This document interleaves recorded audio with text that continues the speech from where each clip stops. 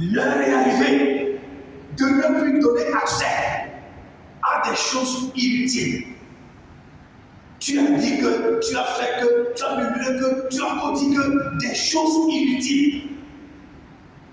Et c'est ce qui fait à ce que les gens restent toujours des enfants, des enfants, des enfants, des enfants, alors que Dieu voulait que les gens soient déjà des maîtres. Dieu voulait que les gens soient déjà des adultes dans la foi pour bénéficier et hériter de certaines bénédictions.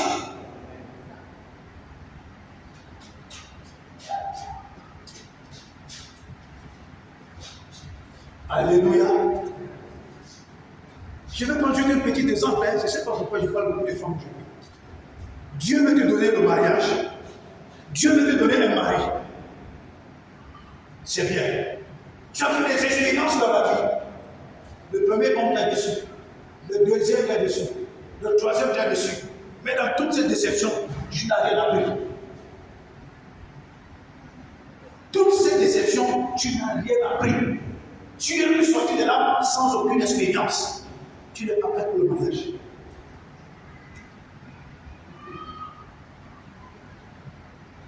Le premier m'a déçu. Qu'est-ce que j'ai appris?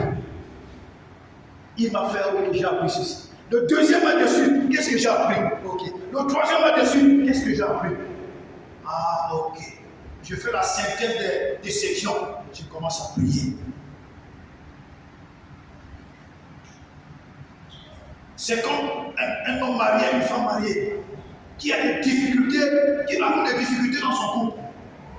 Le mari, pendant toutes ces difficultés, il n'a pas été sage, il n'a rien appris. Pendant ce temps, la femme aussi, pendant toutes ces difficultés, elle n'a rien appris. Ce sont des gens qui ne vont pas loin. Ce sont des enfants. À chaque difficulté, il y a une porte de sortie qui t'amène à la grandeur. C'est cette porte-là qu'il faut déceler. Alléluia. Frères et sœurs, nous avons seulement introduit. Alléluia. Nous avons seulement introduit notre séminaire. Je vais conclure en disant, nous avons prié tout à l'heure. Je vais conclure en disant ceci. Jésus, par l'action du Saint-Esprit, a été conçu, il a été déposé dans le sein de Marie, dans le ventre de Marie. Après Jésus naît, 30 ans, déjà à 12 ans, Jésus confondait déjà les docteurs de la loi dans les temples. Il posait des questions. Il posait quoi? Des questions aux docteurs de la loi. Jésus n'a pas prêché à 12 ans. Il posait des questions aux docteurs de la loi. Jésus voulait encore bien comprendre les affaires là. C'est pourquoi vous voyez, je suis contre ce ministère où on prend des enfants, on les met devant des adultes pour prêcher l'évangile. C'est un manque de respect. On ne peut pas mettre un enfant devant quelqu'un comme papa serré. On prend les enfants, on met devant des adultes comme nous là. Et l'enfant veut venir nous parler de l'obéissance. Mais ça, c'est quelle histoire?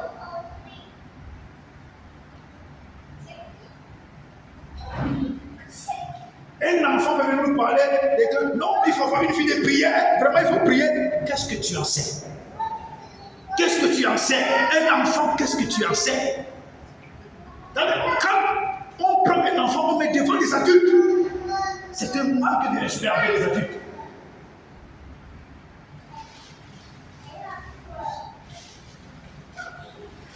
Alléluia.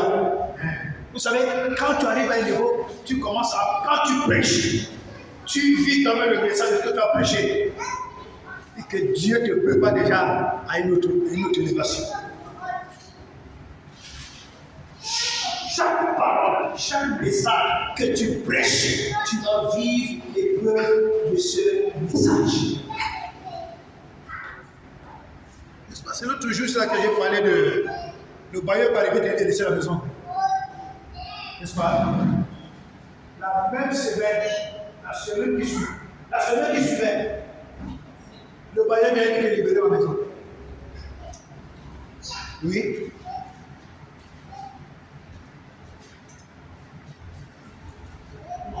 Alléluia.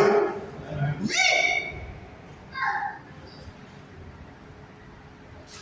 Frère, nous sommes dans quelque chose qui est vrai. Nous sommes dans quelque chose qui est vrai. Vous savez, un pasteur a été invité dans un village. Et dans ce village, il y avait un pasteur. Ce pasteur, tellement il s'entendait avec les anciens, avec le peuple de Dieu, au point où le pasteur, ses messages, c'est-à-dire tout ce qu'il prêchait comme message, c'était pour faire du bien au peuple. On a fait le rapport. On a envoyé sa hiérarchie. La hiérarchie a dit OK. Ils ont envoyé un autre pasteur là-bas sur les deux Africains. Quand le pasteur est arrivé dans cette église, le gars seulement commençait à prêcher sur le péché et sur l'alcool. Arrêtez l'alcool. Arrêtez le péché. Arrêtez l'alcool. Arrêtez le péché. Son premier culte, quand il a fini, les anciens ont fait la réunion. Ils disent que le type se doit le baptiser. Le deuxième culte, il a prêché sur le même message. L'église a commencé à se vider. Que la qualité d'évangile sur nous passe. Troisième culte, le même message. Il a prêché le même message pendant un mois. L'église s'est vidée, même les anciens sont partis. Quand il venait à l'église, seul, il fait le culte seul. Il fait le culte seul à personne. Il loue, il adore, il prêche aux chaises.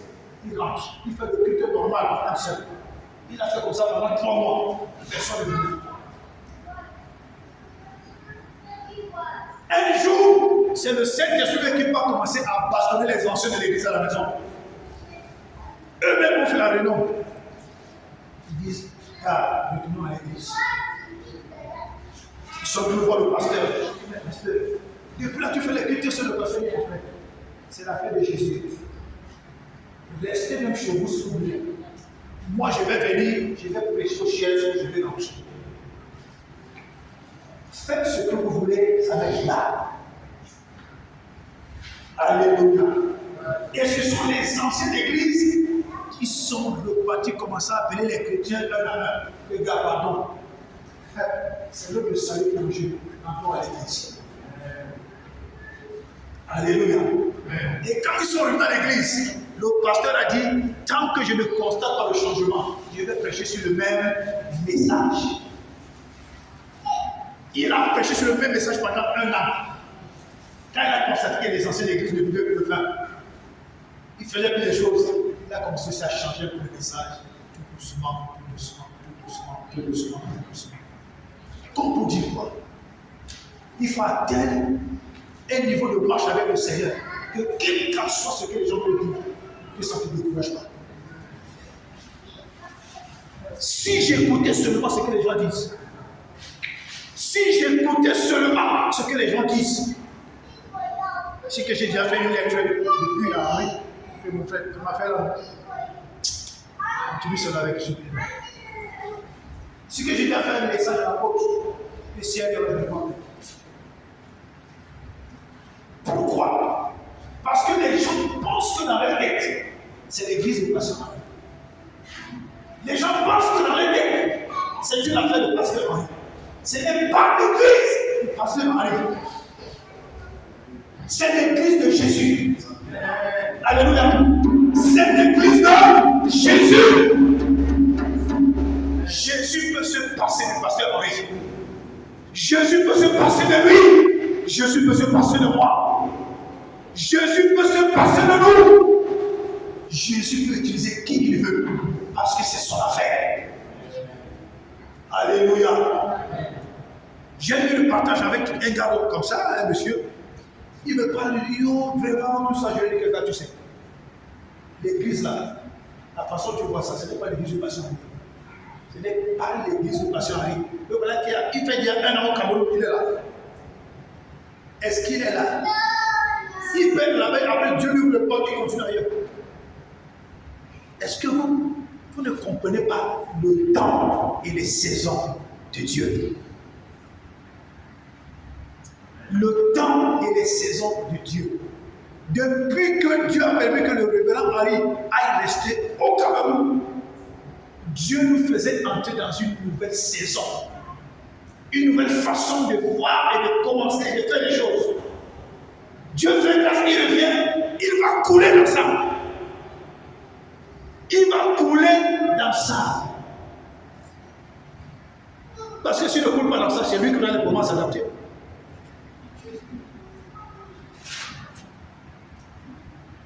Alléluia. Ne soyez pas ce genre de chrétien que quand le pasteur voyage, il ne vient pas à l'église.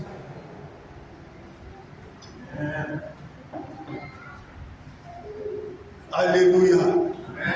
Je suis content parce que il y a une dame qui m'a envoyé un petit message dans mon WhatsApp il y a 2 jours.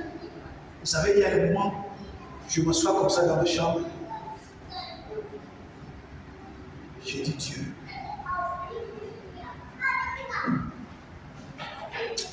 Il faut que les choses commencent à se passer aujourd'hui dans ma vie. Quelqu'un que depuis que je suis né, c'est seulement une vie de combat. Depuis ma naissance. Les gens n'étaient pas sûrs que je vais attendre 10 ans, ou 12 ans, ou 15 ans. Personne n'était sûr. Une vie de combat, de combat, de combat. Même à l'âge que j'ai, les combats continuent. Et après, pendant que je dis, oh Seigneur, vraiment, est-ce que je suis même utile? Vous voyez, parfois, vous voyez à quel point d'autres pasteurs se posent la question. Vous n'êtes pas dans nos chambres, vous n'êtes pas dans nos maisons, vous n'êtes pas dans nos cœurs. Des pasteurs portent des Dieu dans leur cœur. Que s'ils commencent à vous dire, parfois vous voyez des pasteurs, ils prêchent là, il est souriant, mais tu ne connais pas le poids qu'il y a dans son cœur. Et alors elle m'envoie le message, elle me dit, oh mon papa, merci beaucoup. Je vois les cœurs, je vois les merci. J'ai dit, mais le message, qu'est-ce que ça veut me dire? Après, je continue la lecture et dis que, oh papa, merci beaucoup. Quand j'étais appelé que ma fille a disparu en Tunisie, tu t'es mis en prière, tu as dit, restons en prière, on va la retrouver. Quand je t'ai dit que ma fille va aller accoucher dans un hôpital en Tunisie, dans cet hôpital-là, on traite mal les Noirs. Et quand un enfant naît là-bas, et que c'est un enfant noir, le traitement n'est pas bon. J'ai dit, restons en prière, Dieu va faire quelque chose. L'enfant là est né, l'hôpital l'a habillé. Hier, même, le message me dit, oh, papa, merci beaucoup. J'ai dit, il y a quoi? Et que ma fille est en Italie en ce moment. What? Elle est où? Elle est entrée en Italie en ce moment. Elle est en Italie. Après, elle me dit, je ne peux pas te récompenser. Mais tout ce que tu fais pour moi et mes enfants, je te serai reconnaissant toute ma vie. Alléluia. Quand elle dit mes enfants, son premier fils avait le cancer du sang. Écoutez-moi bien. Son premier fils avait le cancer du sang. Moi j'étais ici, moi je suis ici, et son fils était, je crois, en Italie, il est en Allemagne en ce moment. Sa maman lui a dit, prends le numéro de téléphone du pasteur, appelle. L'autre là, je ne peux pas gérer, pardon. Le gars m'appelle, je dis, explique-moi, il m'explique. Et on a fait des diagnostics, on a fait tout, les médecins disent que j'ai le cancer du sang. J'ai commencé à rire. Il me dit, mais pasteur, je te parle du cancer du sang, tu ris. Je dis, parce que Jésus est plus fort que le cancer du sang. Lui et moi, nous avons fait un programme de prière. Et tous les jours que nous avons arrêté de prier, on priait par téléphone. Appelle les amis. Nous avons fini le programme de prière. il va à l'hôpital, on fait les examens, on dit mon petit, ça ne va toujours pas. Je lui ai dit, prions. Nous avons prié comme ça pendant 3 mois. Après, il me dit, j'ai un rendez-vous demain à l'hôpital, je ne sais pas ce qui m'attend là-bas. Je lui ai dit, vas-y. Jésus sait ce qu'il fait. Il arrive à l'hôpital. On le diagnostique, on dit, ah, il commence à avoir amélioration. Il est resté tranquille. Il est rentré à la maison. Nous avons continué la prière. On a continué le rendez-vous. Il me dit, parce que je ne vais pas avoir le rendez-vous, j'ai dit, vas-y, fiston. Quand tu donnes la table, comme Jésus fait des choses qui étonnent, quand il arrive à l'hôpital, on fait les examens, on diagnostique tout, on fait les examens, on fait le check-up, tout. On lui dit, mais, monsieur Mounion, le cancer a disparu.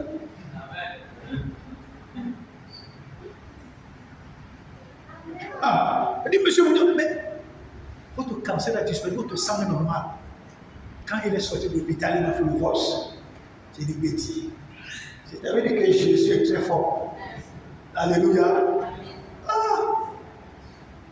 Vous voyez, quand Dieu fait ce genre de choses, quand il fait quelque chose, il me dit, j'ai fait telle formation, j'ai fini. J'ai fait telle formation, j'ai échoué. Je vais refaire demain. Je dis, mettons en prière. Il est parti refaire, il a passé. Quand Dieu bénit les enfants comme ça, un jour le Saint-Esprit va lui dire, souviens-toi. Alléluia. Amen. Nous avons introduit ce séminaire, nous allons prier. Il y a beaucoup de choses à dire dans ce séminaire, mais nous croyons que le Seigneur va nous faire du bien. Alléluia. Que Dieu te bénisse.